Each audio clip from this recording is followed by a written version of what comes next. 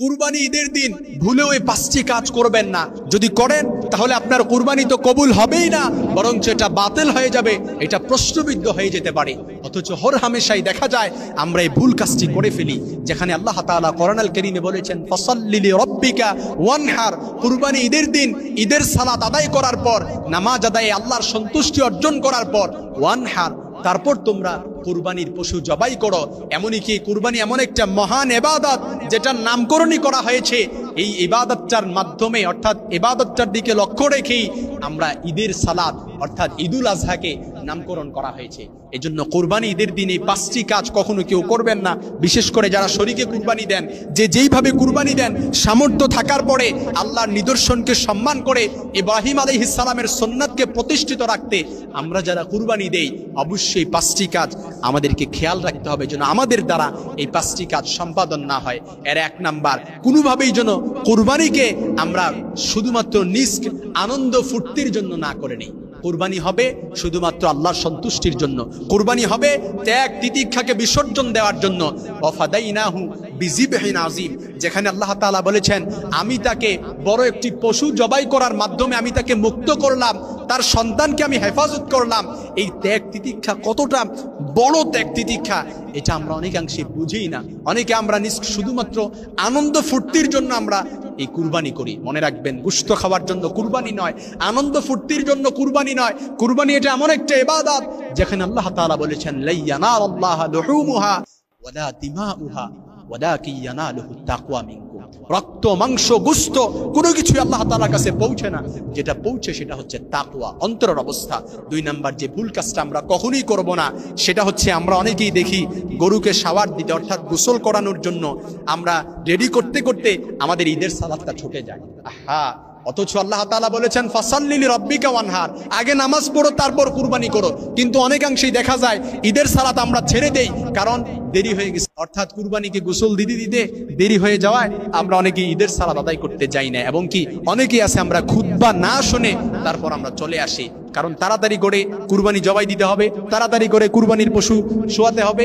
এই ইন্টেনশন আমরা মাথায় নিয়ে অনেকে খুতবা না শুনে আমরা চলে আসি।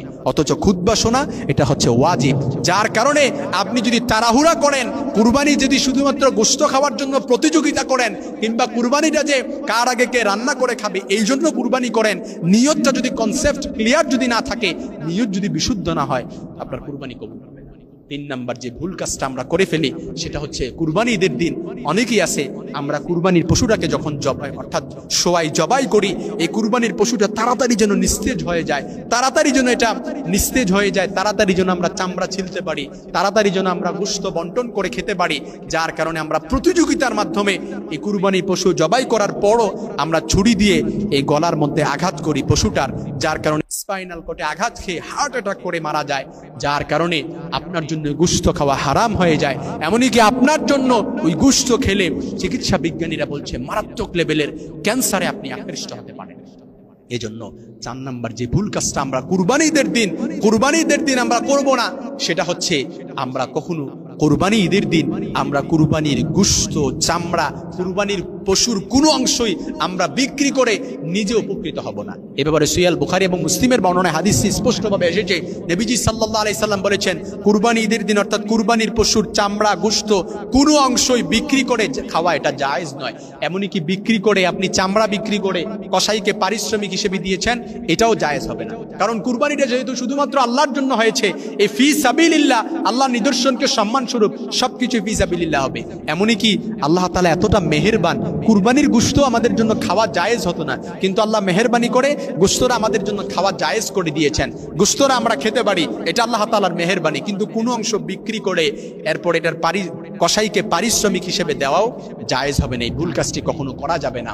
5 নাম্বার যে ভুল কাজটা আমরা কখনোই করব না, সেটা হচ্ছে কুরবানি ঈদের দিন অর্থাৎ ঈদের সালাত আদায় করার আগেই আমরা কখনো গরু জবাই করব না। এ ব্যাপারে নবীজির স্পষ্ট হাদিস, মান কানা দাবাহা ক্বাবলা সালাতি ওয়াল ঈদ, অর্থাৎ ঈদের সালাত আদায় করার আগেই কেউ যদি কুরবানির পশু জবাই করে, তাহলে সে যেন ঈদের সালাত আদায় করার পর পুনরায় পশুটা জবাই করে। এ ব্যাপারে নবীজির স্পষ্ট হাদিস। এতে থেকে বোঝা যায় কুরবানি ঈদের দিন কেউ যদি ঈদের সালাত নামাজ আদায় না না করে কুরবানির পশু জবাই করে, তাহলে তার কুরবানিটা আদায় হবে না, কবুল হবে না। সে পুনরায় ঈদের সালাত আদায় করার পর আবার পুনরায় পশুটাকে জবাই করতে হবে।